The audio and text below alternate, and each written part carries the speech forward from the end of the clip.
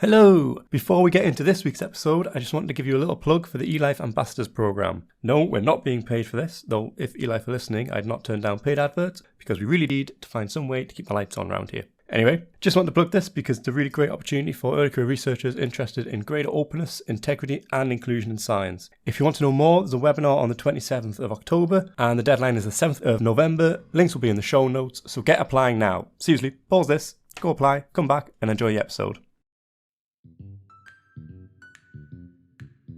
Hello and welcome to Preprints in Motion.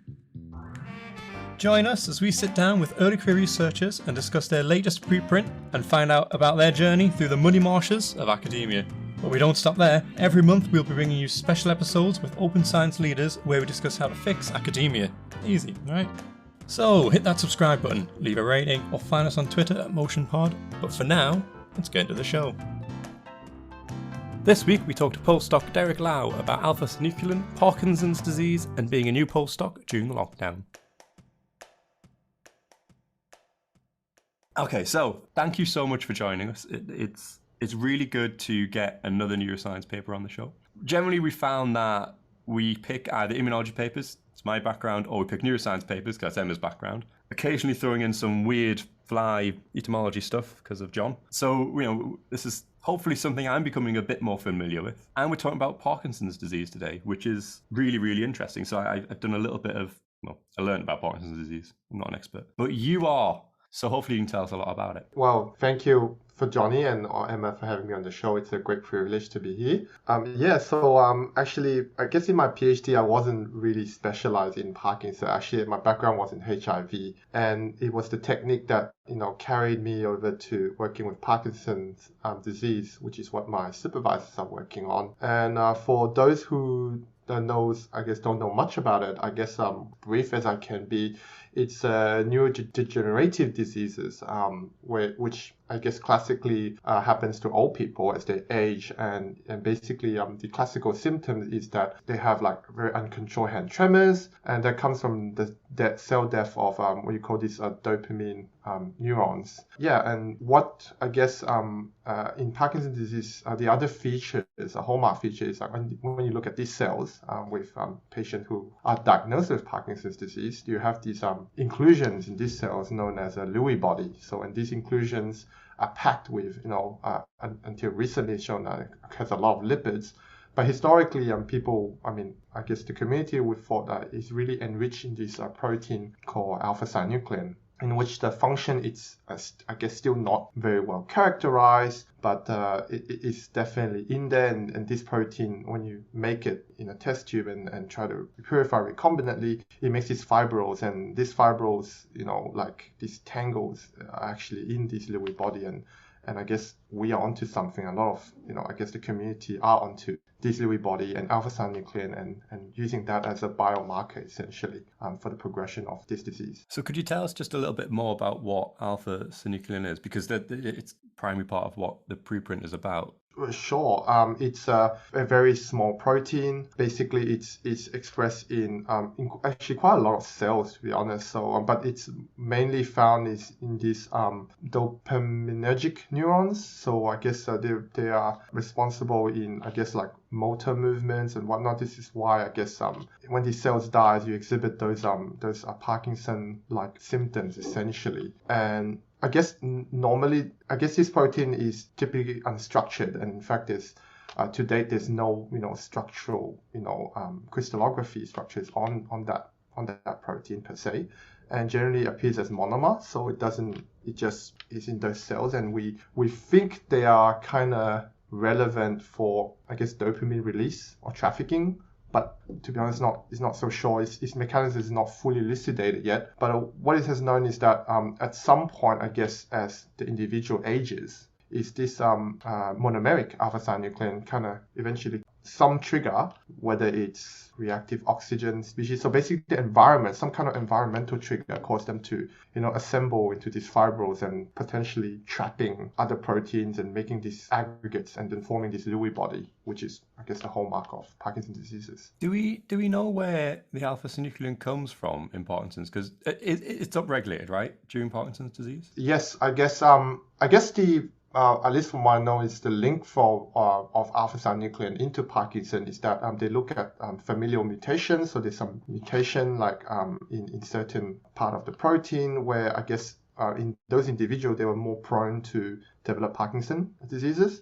At the same time, they also look, I think it's from a genome-wide screen where they looked at individual with Parkinson. They saw duplications and even triplication of these genes. So basically, the more of these genes, having more of this protein makes it express higher and more chance of developing the diseases. That's how the trend got picked up and how it's related. Emma looked like she was going to jump in there. I was, but then you said what I was going to say. Just I was just nodding along. We're in the rare situation where we have two experts on the topic today. That's great. Great. I love criticism. I mean, I don't know everything, and in fact, I'm very open to if I say anything wrong, I don't take it. I don't take any word. I'm very open, so I don't believe I know everything, and I'm happy to learn things along the way. Yeah. No, I was just going to say, if you were thinking about where it's come from, as we were talking before, like kind of off air, we were talking about the gut-brain axis, and actually the thought is actually alpha-synuclein can move in a prion-like fashion from enteric neurons in the gut up to the brain. So that's kind of, it's thought to predate the motor symptoms by about 10 years-ish. That's right. So yeah, I guess that's the thing I failed to share in the introduction. So when this environmental trigger happens, so you get this, I guess, this pathogenic form of alpha-synuclein, right? So they kind of now, they become the template, right? So they kind of speed things up by being the seed. And I guess that alludes a bit to my papers. They become the seed and they kind of make the recruitment of other, I guess, physiologically normal, normally folded functional alpha-synuclein to come with them. And they kind of then propagate, just much like the mad cow disease, I guess, as an example. So by having this seed, I guess, as Emma mentioned, so we don't know where these seeds start. And some people say start in the guts. That means your intestine.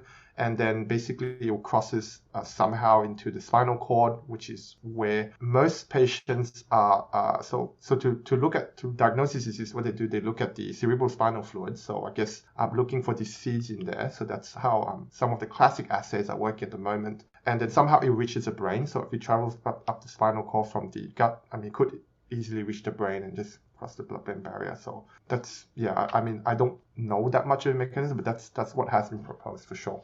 That's one of the things I find really interesting about Parkinson's is you can relate it to prion diseases, which themselves are super interesting, totally off topic. So I'm going to throw my knowledge in the arena here because we had a nice discussion about all of this before we started recording and I felt very left out. So generally speaking, in all diseases, all disorders, there is an underlying immune dysfunction component, usually inflammation. And that has I know it's got a role in Parkinson's disease, but I'm not it's not my area. I'm not super familiar with it. But do you know what is going on with the immune system here? Because with these, you mentioned these Lewy bodies and this buildup of things that aren't meant to be there, the immune system's going to come along and try and clear those, and that exacerbates problems. To be honest, as much as I'm not a trained immunologist, so I don't want to say the wrong thing. At the moment, I haven't came up with any. I could be wrong, right? So I didn't came up anything involving T cell, memory T cell, whatnot. But there's definitely a lot of antibody works, actually, if it's relevant. Lots of biopharma company like looking for antibodies that targets disease, right? So just bind it and neutralize it. I guess if your question was whether there's specific, leukocytes that are engineered to look for them, I'm not sure for that, to be honest. I wouldn't be able to answer that for sure. Certainly, I could imagine having, all your macrophages swarming up your brain looking for this, I guess, bad poison, you would say, dopaminergic neurons. So I can't imagine how much inflammation that will cause, and I guess the effect could be bad. But just throwing out there, I mean, I don't know much about that per se. I just thought I'd throw the immunology spanner Yeah, in of course. But there's definitely a lot of companies working in, small compounds, small peptides.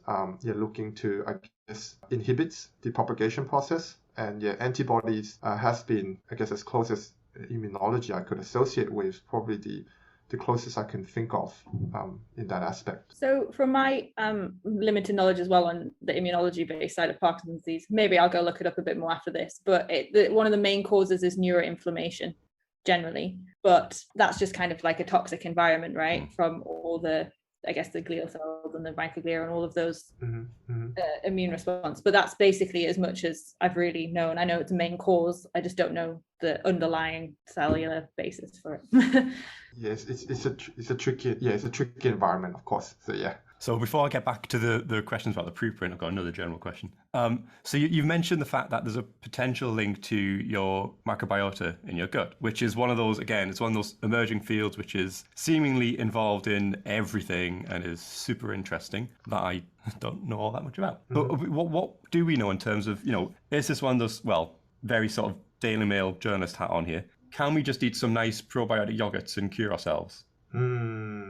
I just don't want to be in the position to say something that's not true. I don't know much about microbiota per se.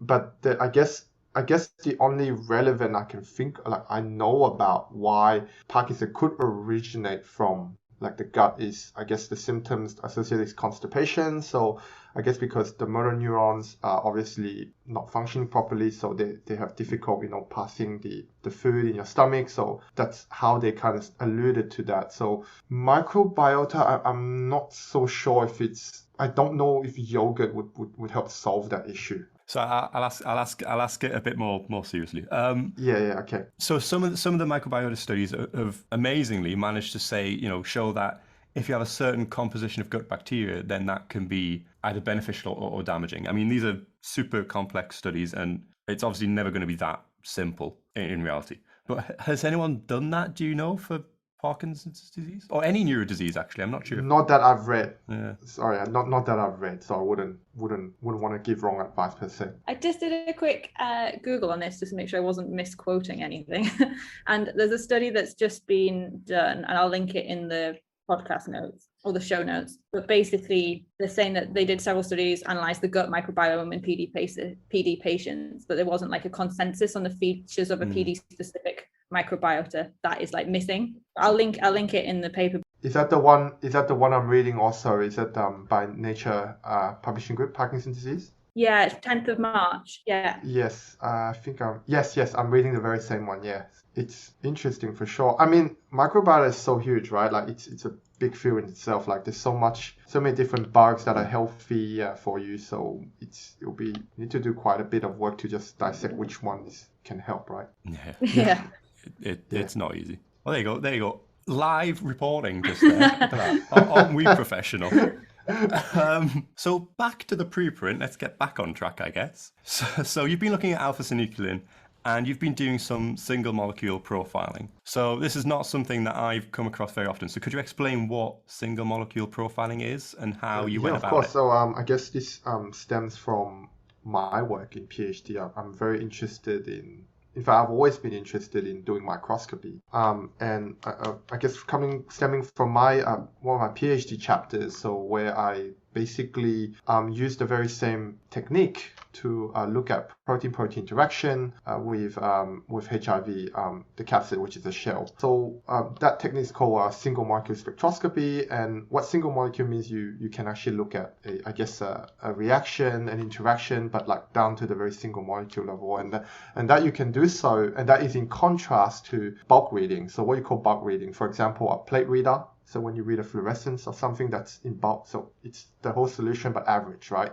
Where the single molecule, you kind of have a bit more, the best word is granularity, right? So you can go a bit closer, like you shrink that volume down to a very, very small volume. And that can be achieved because, the lens can focus to one point, right? And that point is known as the confocal volume. So when it focuses at that point until it can't focus anymore, you still have a very small volume there, which is approximately 1 femtoliters, I believe. So when molecule crosses in that confocal volume, and if it has the right fluorophore, and your microscope, your confocal is now operating confocal mode, has the right laser that's compatible with the fluorophore, so it emits light, and that is captured. So essentially, you're able now to resolve small things in solution that you otherwise cannot see in bulk. That's essentially, I guess, in a nutshell, if I would put it that way. So it's a bit like RNA-seq v single-cell RNA-seq then, I guess. Something like that. I guess like looking at, I don't know, I guess you guys are all know more than me, I guess, flow cytometry. I guess instead of looking at the entire Sorry. Do you, Emma? I don't know. Do you guys use that technique? Emma likes it, but Emma doesn't do real I flow do like flow cytometry before she cytometry. I jumps do in. a base. I just look for like GFP tag proteins and don't do massive sets of like different antibodies and have to kind of work it all out. I just kind of go, we see expression of GFP, we don't. But let's imagine for a second. So you can either have a readout for your plate of culture dish, or you can just sort the cells out, and that's the sorting kind of like gives more granularity, right? So this is I guess single cell approach, single molecule approach, kind of equivalent. If I have to put into perspective. So I guess one of the big benefits of that is that you can kind of detect heterogeneity more, right? You can detect correct quite granular differences between, and you're doing this on it's not the cell level, it's the molecule level. Yes, that's right. Well, molecule level, aggregate level at the moment. So yeah. So is that something that can, in the the context of what you're doing, can that lead to earlier detection of Parkinson's disease? Yes, so Emma earlier mentioned that I guess with people, I would say, well, not limitation, but I guess the problem what we see like for diagnosis of Parkinson's is usually when the person is diagnosed, which is already quite a difficult thing because so much symptoms overlap with other illnesses. It would be quite, I guess, late in the progression and difficult to reverse. I mean, you could put them on treatment like to slow it down, but it will be, I guess, quite late. So I guess having this tool in hand that I guess our lab has developed will enable us to see things with much smaller, I guess, concentration because we have this now high sensitivity. So we were hoping we could be used to for early detection, because as soon as you have very little quantity, you're able to say, yep, that person has it. Whereas in bulk, you most likely won't be able to see it until very late stage. So this is, I mean, you mentioned, you're looking at this down a microscope. Obviously, we can't benefits of mice versus humans here. With a human, you can't just put a microscope on their brain and have a look at them. They won't like that very much. So in your introduction to the paper, you mentioned two techniques that can detect alpha-synuclein in biofluids. So I guess this is ultimately where you're kind of working towards, right? You want to be able to take a sample from a patient and then detect these kind of things. That's correct. So we are working towards that, and my supervisors, so Dr. Jan Gambin and Dr. Emma Sariki, I think they probably have been cooking something in the background. I wasn't sure, but we're definitely moving towards that direction, and I guess that is what always keeps me excited, actually, like having be able, I get the privilege to touch clinical sample is always something new to me. I haven't tried, especially I've always been working with recombinant protein in my candidature so far. So having access to clinical sample, I think it's a great privilege. For sure, we are working towards that, and that would be great actually, because as I mentioned before, like the only way to diagnose Parkinson's disease, or at least what I can see, even it's not FDA approved yet, but you got this bulk assay. So when I say bulk, because that's what it is. And to detect them, you kind of use CSF, which I mentioned is cerebral spinal fluid that you get from lumbar spine. And to get that is actually quite, I would say, in my perspective, quite invasive. And of course, for longitudinal studies to look at progressions of the disease or even see if the drug works, you wouldn't want to be shoving needles every once or so often, and especially not something which is quite sterile and aseptic, right, in your spine. So yeah, definitely a test or to look at validation on other biofluid like blood, saliva, things like that, or urine, for example, would greatly make make more sense, I would say. Have you seen any papers that have looked at blood, like successfully looked at alpha-synuclein in blood? There was one that was I should have read it, but I haven't yet. They did look at, I think, urine, I believe, but I just haven't read in detail. No, that's fine. It was just my. We all have a long pile of papers. We have a long list, and there's always, and I'm sure my supervisor would say, shouldn't you be doing all the reading in the lockdown, which is what is happening in Sydney at the moment. So I always find other, I guess, constructive procrastination. Yeah. I'm sure they don't want me saying that. They're going to be listening for sure. It's okay. We all do it.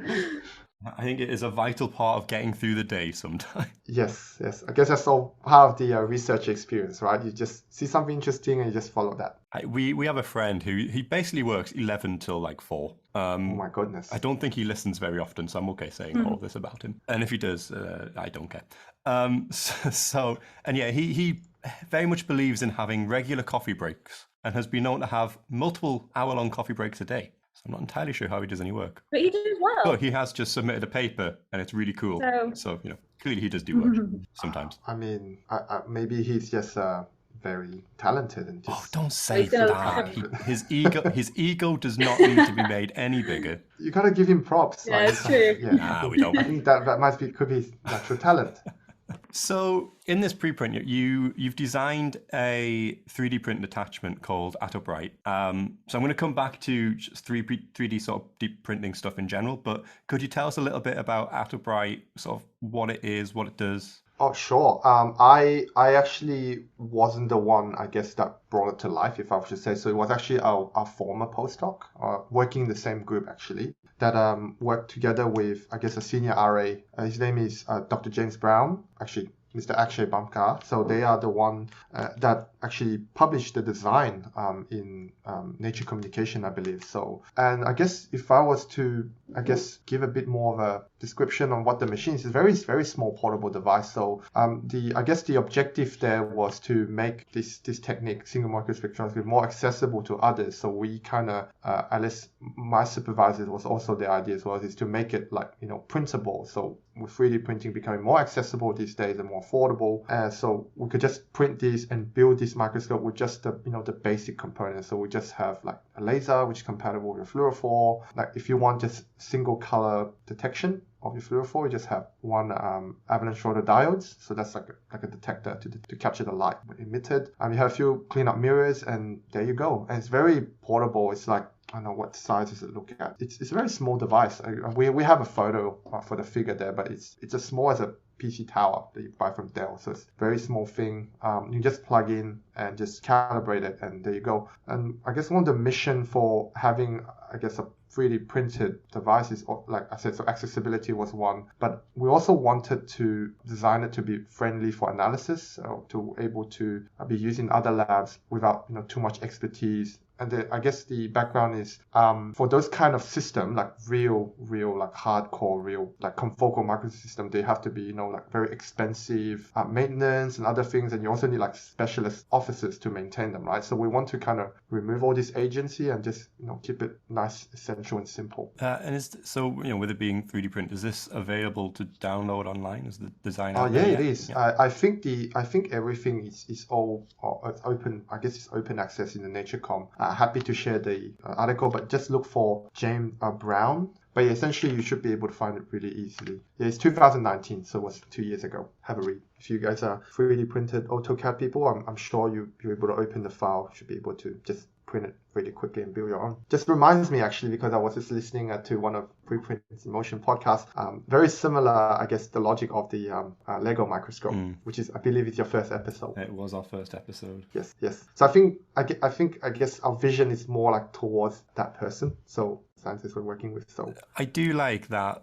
I mean, obviously, 3D printing, it's not a new thing anymore, but it's becoming more normal, and it's becoming cheap enough that, as a lab, you can buy a 3D printer. I mean, certainly in America, there's a few cases I know where labs have their own 3D printer, and they'll do things like they'll print test tube racks up and stuff because they cost. So I don't know if anyone listening or on this call has ever ordered test tube racks. They're expensive. Oh, they're very expensive. They're very expensive. Everything that slaps with Thermo Fisher, Merck, the premium just goes up by 200%. Yeah, it's ridiculous. This is magical.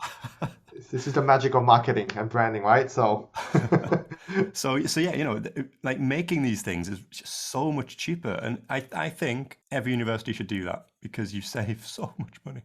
I think so too. I totally think so too. So it is really nice that this is our second time where we're actually talking to somebody who's actually actively doing something like this. It's really good. Thank you. So I can skip my next question. We've already asked it. So α-synuclein, you mentioned that this can aggregate, and when it does this essentially forms sort of a fingerprint, and you can use that to identify the subspecies of α-synuclein. Why is it important to identify the subspecies? Do the different species of α-synuclein have sort of worse pathologies? So I guess this is where we're trying to kind of delineate. I guess most of the model would always say you have the monomer, then you have kind of make into these oligomers, and these oligomers are quite pleomorphic, right? There's different shape, there's different reactivity.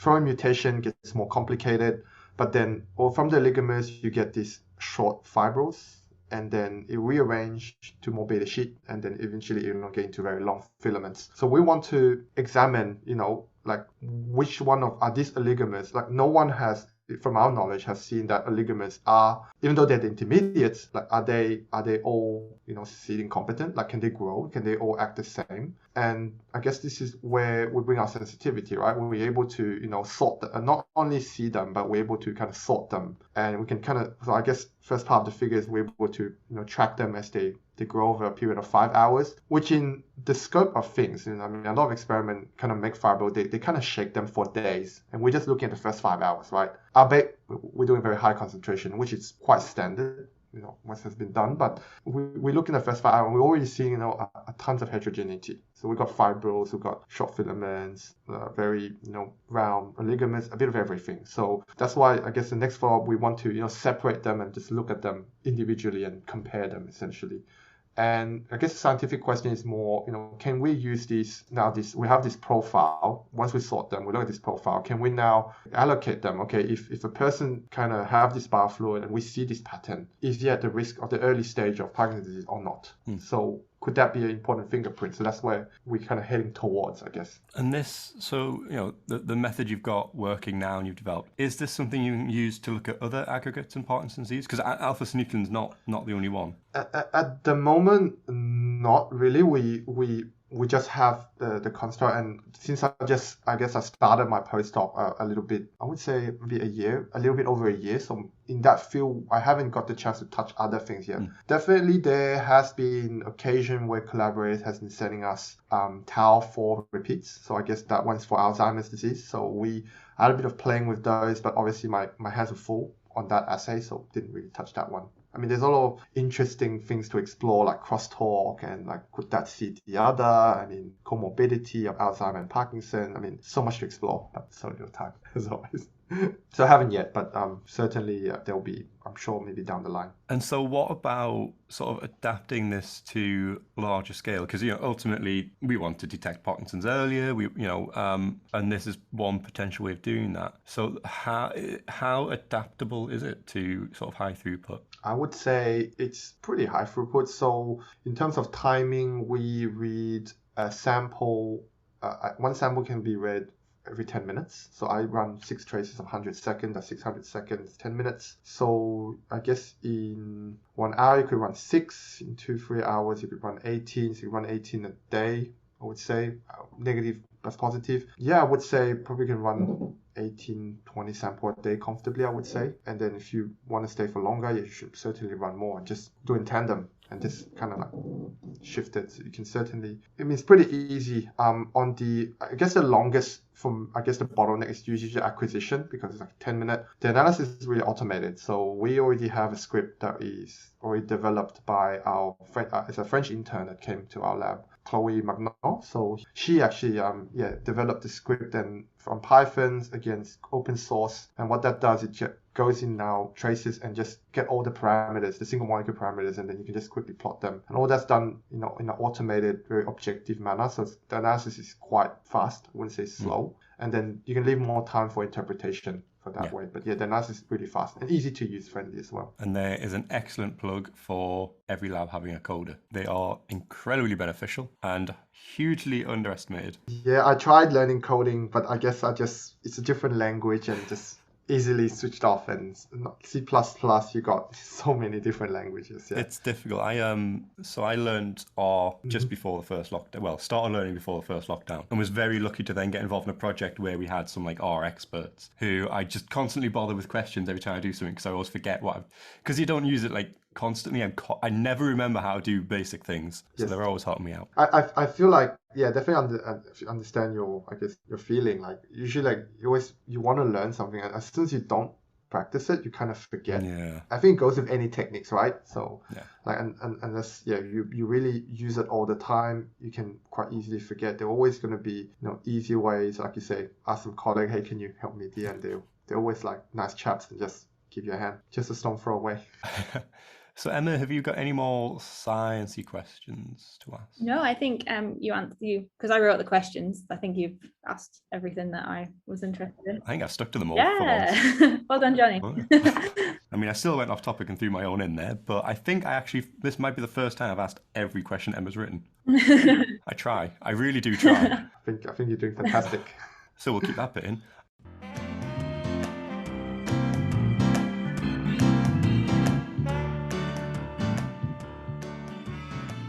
Where do I find out about the different bioarchive licenses? This CC, BY, CDXY nonsense is driving me nuts. ASAP Bio have a resource for that. Ugh, that's your answer for everything. That's because they have everything you need to know about preprints. Sure, they probably have the basics, like info on the preprint servers, but what else is there? There's so much more. Looking to post a preprint but not sure what different journal policies are?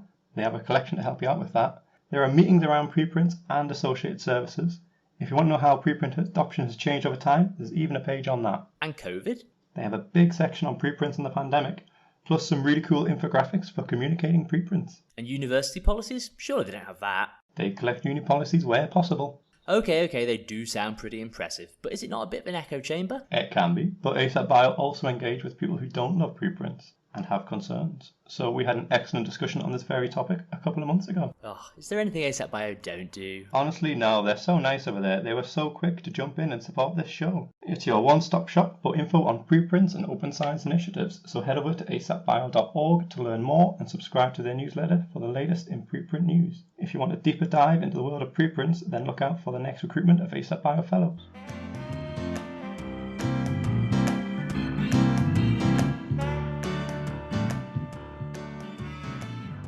So, I mean, you mentioned that you're a relatively new postdoc. You're just over a year. I'm also just over a year into technically my second postdoc, but we don't talk about the first one because I'd probably get into trouble if I did.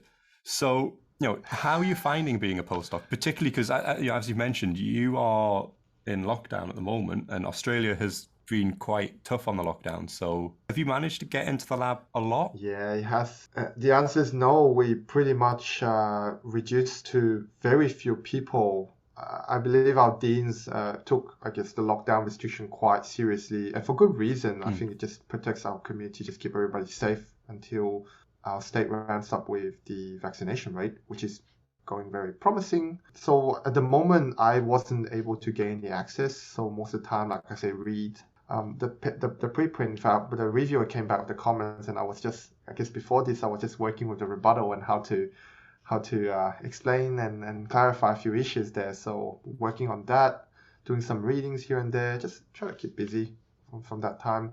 Yeah, so that's what I've been doing lately.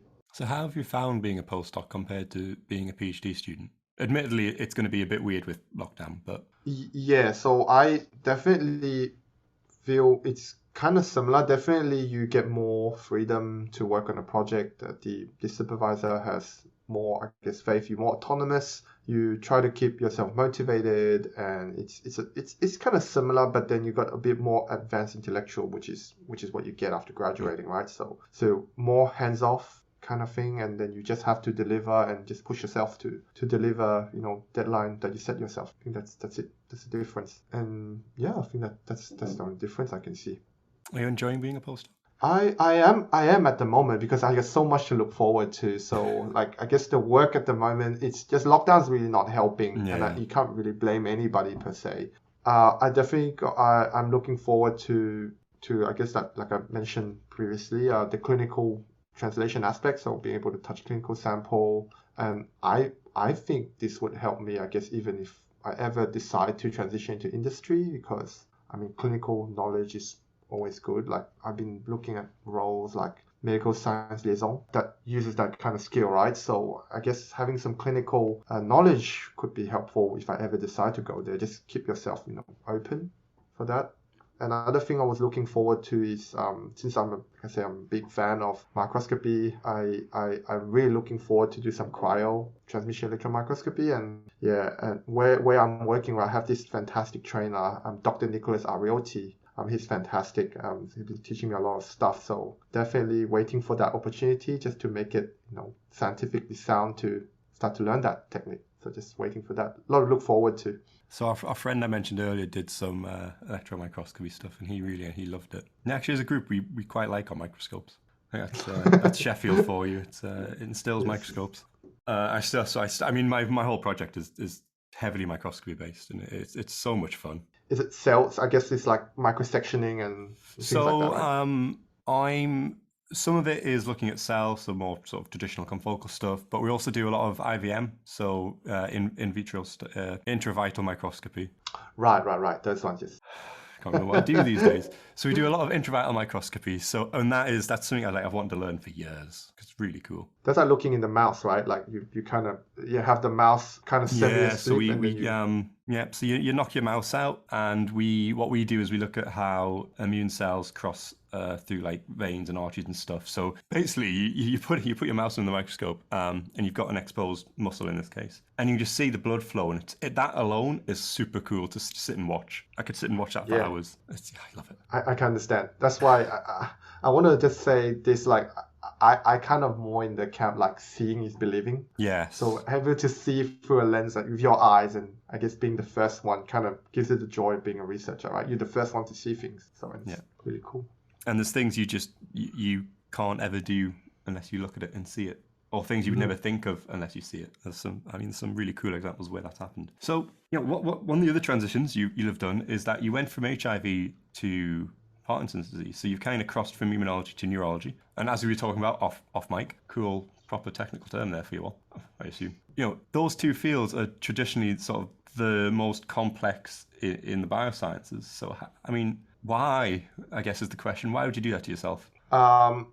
Just for out of interest, I knew, I guess, coming out of PhD and from my supervisor, who has been a lovely mentor to me. So Associate Professor Tilbocking kind of gave me kind of advice. Like, once I graduated, he said, doing a postdoc, you would usually want to, like, either you maintain a bit of your technique and learn something totally new to inspire yourself, or you stay in the same field but kind of learn new techniques. So it's either one way or the other. So I guess when I graduated with the COVID, I was kind of looking more a job locally. So I just went to, did consider US. In fact, I had a fantastic professor from the US that kind of offered me a job, but I had to decline politely. So just because of various personal issues, but of course, like the COVID being one of the reason, and I just wanted to wait it die down. So picked up this application with my current supervisors, and same technique, different fields. I said, why not explore something new? And I got that clinical side, which I'm whetting my appetite. So I definitely want to explore that. I mean, that's actually probably really good advice to PhD students, because I've never thought of it like that, but that makes a lot of sense. Yeah, he's fabulous. So yeah, my supervisor is really supporting. I just can't thank him enough for that. And one of the things most of us don't get to do is come anywhere near clinical samples. Most of our research, we're kind of stuck on, to be honest, topics that are quite esoteric. It's sometimes hard to explain why what you're doing is important to the general public, because why would people care if you're looking at something that doesn't have any clinical relevance, which, of course, there's always really good reasons for doing this. But so I guess you mentioned a few times now that it's kind of one of those things that is something that's really good to look forward to. Was that one of the big reasons you wanted to start on this kind of thing? One of the big reasons for sure.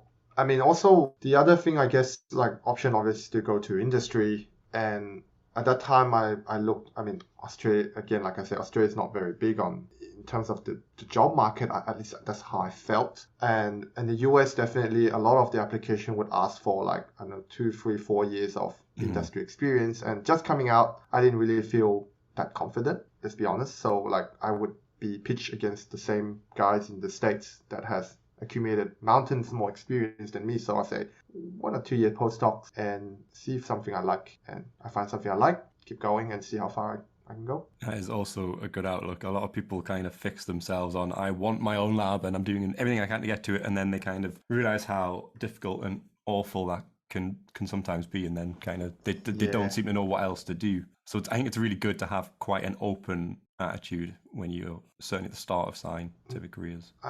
There's a quote that I wasn't taught, but it was in high school. My math teacher, his name was Mr. Box, actually.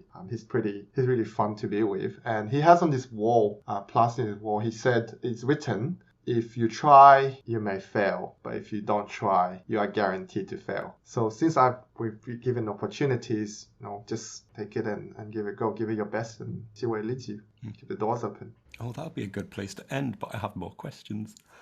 We can always take it offline, but yeah, so good. Whose decision was to preprint this work? Is this, is this something you've thought about a lot, or was this a supervisor's decision? So it's, I would say supervisor's decision, for sure. But I have sent to preprint during my PhD candidature, so I'm not entirely new at this process, I guess. It's actually not at bioRxiv because it was the same platform that I've submitted I think it was my first author paper. So that was put in bioRxiv. And I think it's really interesting, that moment. And I didn't know about that kind of, service publishing, aspect in academia until, when I put it up there. And certainly to be honest, I felt a bit uneasy, not because it wasn't right. I mean, it's out there. I mean, you have like a lot of, colleagues saying, you could be scooped. And I think that you covered a bit in some previous episode about why preprint, right? So there's that aspect. And there's also okay, so you have this preprint sitting there. Is it scientifically reviewed, validated? I mean, anyone can just post anything,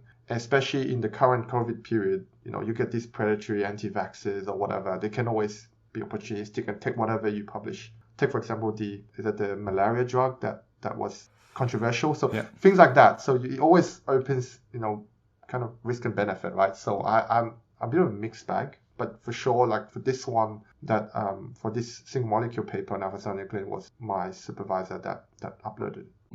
Yeah, I mean, you're hitting on topics there that I know quite a lot about because we've looked at it. But I'm not going to keep plugging my own work because I feel like I do that way too much on here. Nobody needs to hear any more about my COVID work. I'm sure you've all read the papers and couldn't care less anymore by now.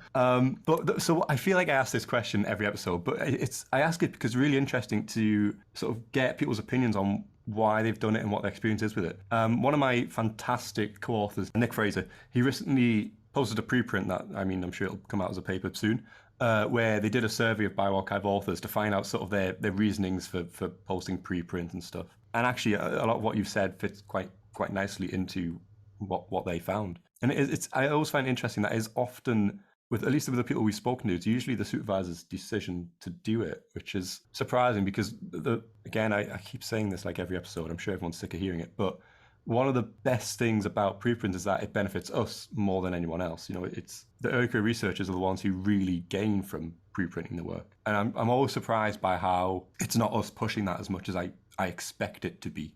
I guess in hindsight, I would say definitely it's good to have a conversation with your supervisor, manager. So I guess you give a bit of that respect.